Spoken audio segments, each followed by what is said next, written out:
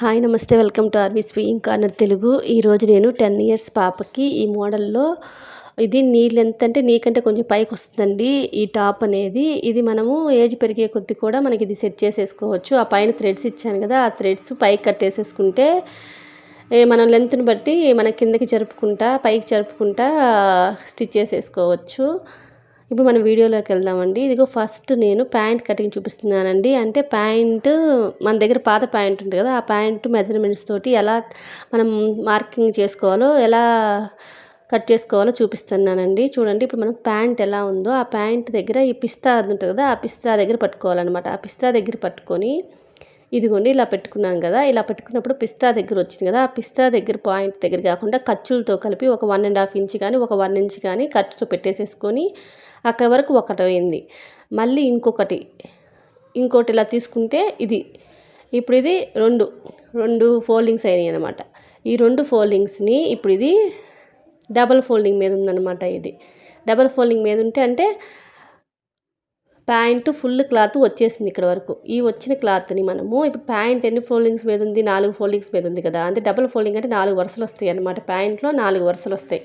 ఆ 4 వరుసల్ని ఈ విధంగా 4 మడతల మీద వేసుకోవాలి. ఇప్పుడు మన ప్యాంట్ ఎలా ఉంది, 4 మడతల మీద ఉంది కదా, అట్లాగే క్లాత్ కూడా మనం ఇప్పుడు చూసిన దాన్ని డబల్ వేసుకుంటే వచ్చిన క్లాత్ని మనం ఇట్లా 4 మడతల మీద వేసుకుంటున్నాం అనమాట.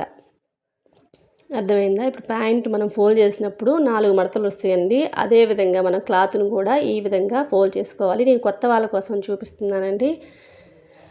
పాత వాళ్ళు ఎవరైనా ఉంటే ఇగ్నోర్ చేసేసేయండి. ఇది కొత్త వాళ్ళకి క్లాత్ ఎలా చూసుకోవడానికి ఈ విధంగా చూపిస్తున్నాను. ఇదిగో క్లాత్ ఇదో 4 ఫోల్డింగ్స్ మీద ఉందండి. పైన 2 ఫోల్డింగ్స్, కింద 2 ఫోల్డింగ్స్, మొత్తము 4 మడతల మీద ఉంది. ఇదిగోండి ప్యాంట్ ఇప్పుడు ఇది 2 మడతల మీద ఉన్నట్టు అనమాట. ఈ 2 మడతల్ని ఇలా మనం మడత పెడితే 4 మడతలు అవుతాయి. చూసారు కదా, ఇలా 4 మడతలు వచ్చినాయి.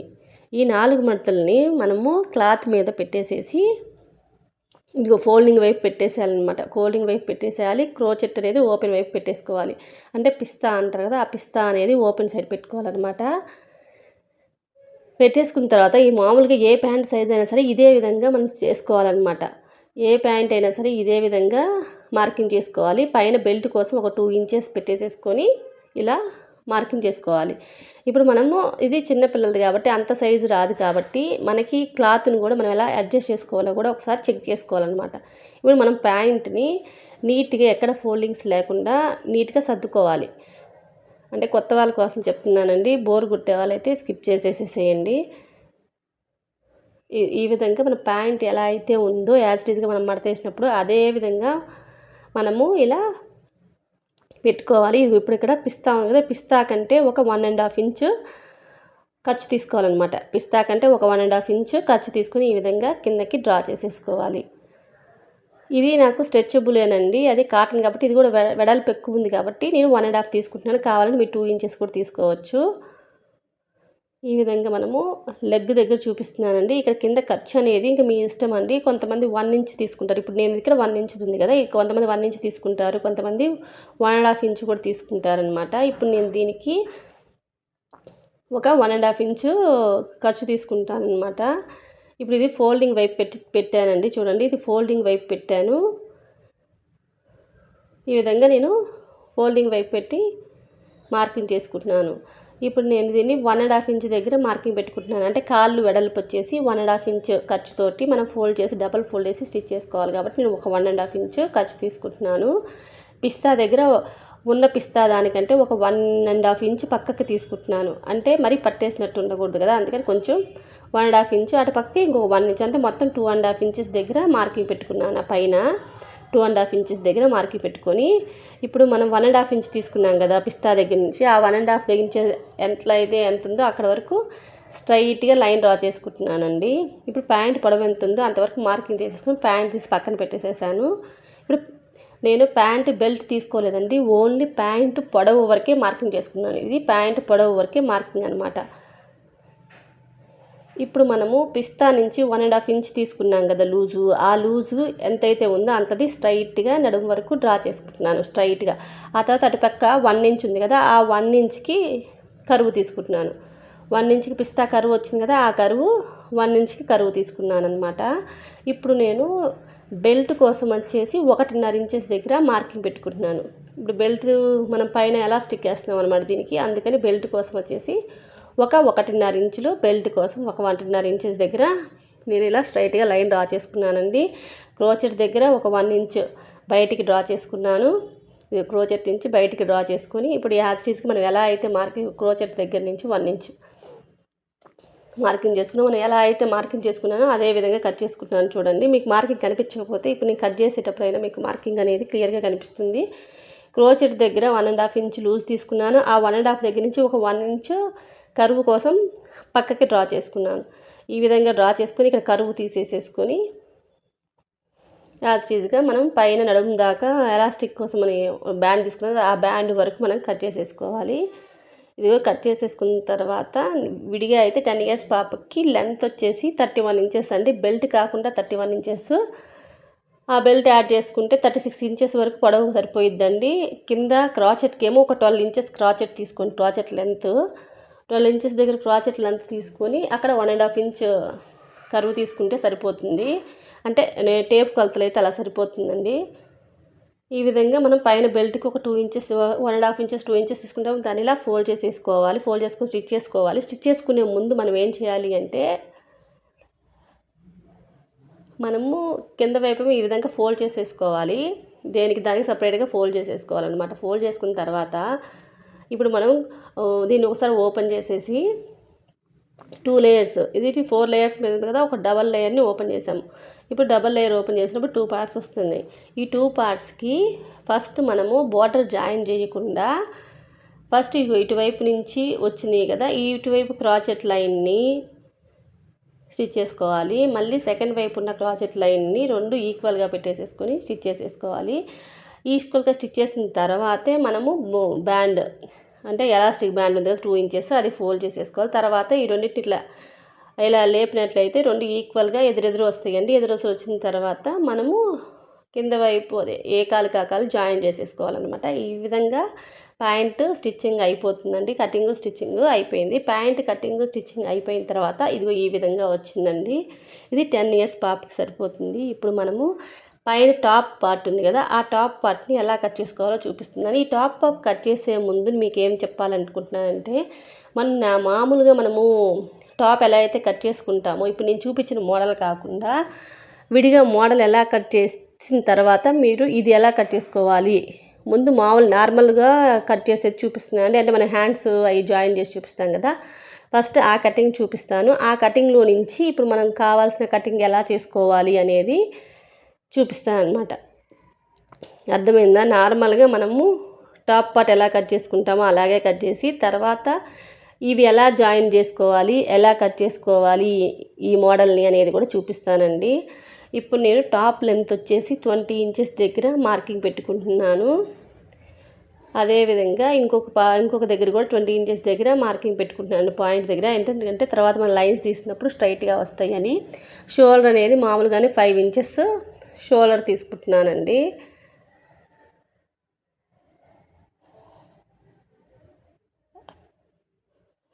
5 ఇంచెస్ దగ్గర మార్కింగ్ పెట్టుకుంటున్నాను షోల్డర్ అనేది. ఆ తర్వాత ఆర్మ్ లెంత్ తీసుకుంటాం కదా, ఆర్మ్ లెంత్ కూడా 5 ఇంచెస్ దగ్గరే మార్కింగ్ పెట్టుకుంటున్నాను. కాకపోతే ఇక్కడ నేను 4 ఇంచెస్ దగ్గర మార్కింగ్ పెట్టుకుంటున్నాను. ఎందుకంటే మళ్ళీ క్లాత్ని మామూలు ఆ మోడల్లో కట్ చేయాలి కాబట్టి ఒక 4 ఇంచెస్ దగ్గర మార్కింగ్ పెట్టుకున్నాను. అదేవిధంగా ఆర్మ్ లెంత్ 4 ఇంచెస్ దగ్గర మార్కింగ్ పెట్టుకున్న తర్వాత మనకి చెస్ట్ రౌండ్ వచ్చి 28.5 అండి. 28.5 4 భాగాల మీద ఉంది కదా క్లాత్, దాన్ని 4 భాగాల మీద వేసుకుంటే 7.5 ఇంచెస్ వచ్చిందండి. ఈ 7.5 ఇంచెస్కి మనము 7.5 ఇంచెస్ దగ్గర చెస్ట్ రౌండ్ 7.5 వచ్చింది 4 మడతల మీద. ఈ 4 మడతల మీద 7.5 వచ్చినప్పుడు నేను ఎక్స్ట్రా 2 ఇంచులు, అంటే పిల్లల హైట్ పెరుగుతుంటారు కాబట్టి వెయిట్ కూడా పెరుగుతారు కాబట్టి ఒక 2 ఇంచెస్ మార్జిన్ తీసుకుంటున్నాను. అంటే 7.5కి ఒక 2 ఇంచులు మార్జిన్ అన్నమాట. అయిపోయిన తర్వాత నేను వేస్ట్ రౌండ్ అనేది 12 ఇంచెస్ దగ్గర మార్కింగ్ పెట్టుకుంటున్నాను. వేస్ట్ రౌండ్ అయితే 12 ఇంచెస్ దగ్గర మార్కింగ్ పెట్టుకొని ఈ 12 ఇంచెస్ దగ్గర మనకి వేస్ట్ రౌండ్ వచ్చేసేసి 28 ఇంచులు వచ్చినాయండి. ఈ 28 ఇంచులని 4 భాగాలకు వేసుకుంటే 7 ఇంచులు వచ్చినాయి. వేస్ట్ రౌండ్ దగ్గర 7 ఇంచులు పెట్టాను, ఒక 2 ఇంచెస్ మార్జిన్ పెట్టాను.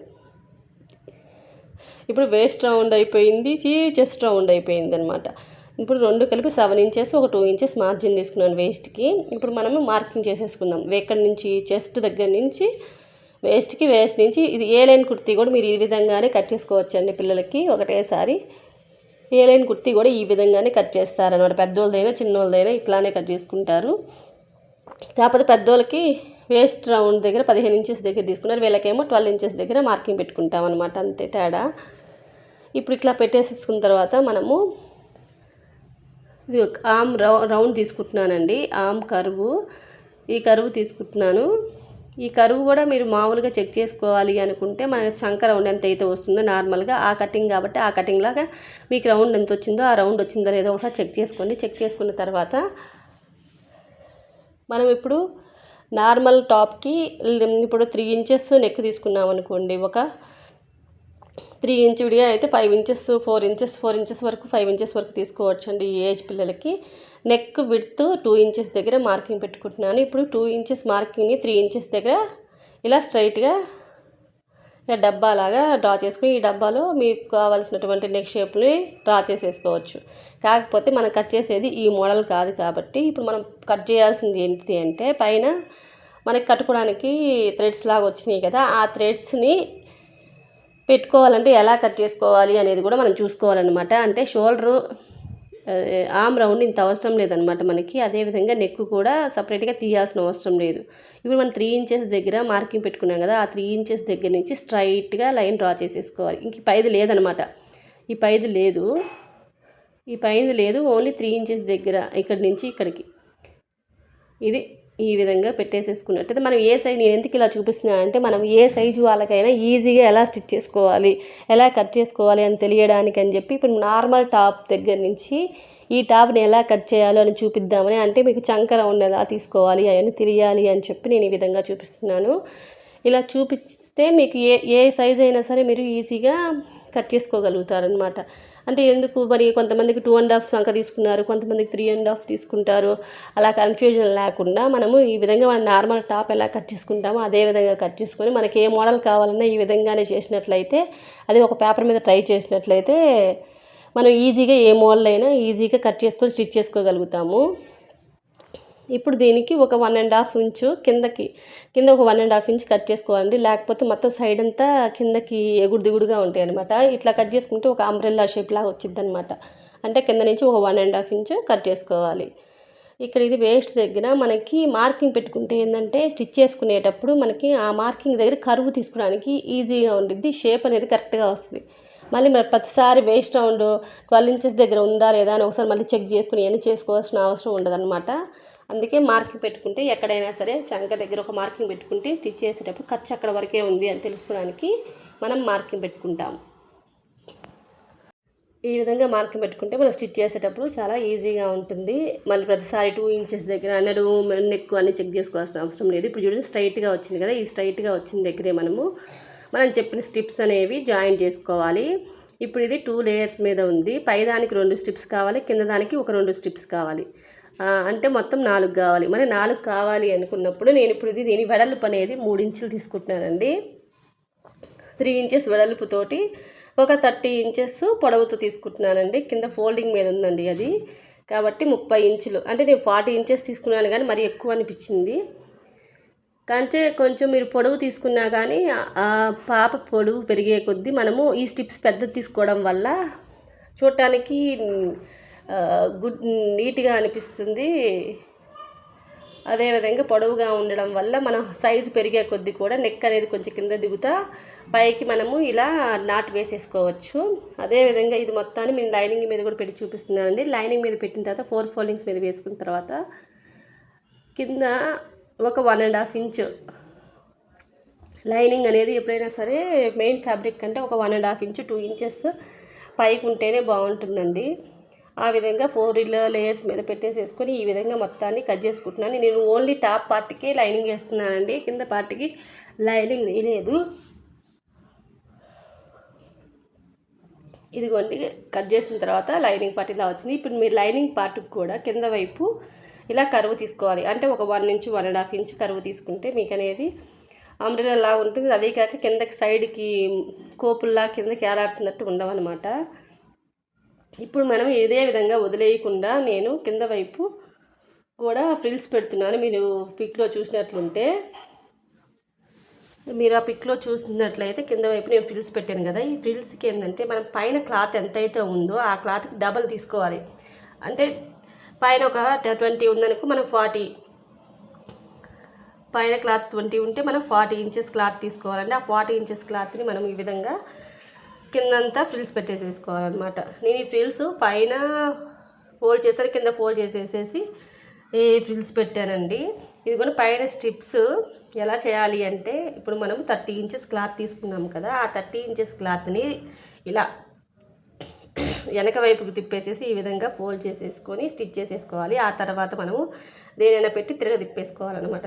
తిప్పేసేసుకున్న తర్వాత మనం దీన్ని ఈ మెయిన్ క్లాత్ మీద పెట్టి ఆ పైన లైనింగ్ వేసేసుకున్నాం అనుకో, దాన్ని వెనక తిప్పేసామంటే మళ్ళీ స్టిప్స్ అనేవి రెడీ అయిపోతాయండి. స్టిప్స్ రెడీ అయిపోయిన తర్వాత మనము ఈ విధంగా బ్యాక్ దానికి ఈ ఫ్రంట్ దానికి కలిపి ఈ విధంగా టై వేసుకుంటే మనకి ఎంతవరకు కావాలో, మన నెక్ ఎంతవరకు రావాలి, ఇంకా మన నెక్ పొడుగు కావాలా పొట్టికి కావాలా అనేది ఈ నాట్ని వేసేసుకొని మనం అడ్జస్ట్ చేసేసుకోవచ్చు. మీకు ఈ వీడియో నచ్చినట్లయితే లైక్ చేయండి, షేర్ చేయండి, కామెంట్ చేయండి. పక్కనే ఉన్న బెల్ ఐకాన్ యాక్టివేట్ చేసినట్లయితే నేను కొత్తగా ఈ వీడియో చేస్తే మీ వరకు వస్తే. Thanks for watching.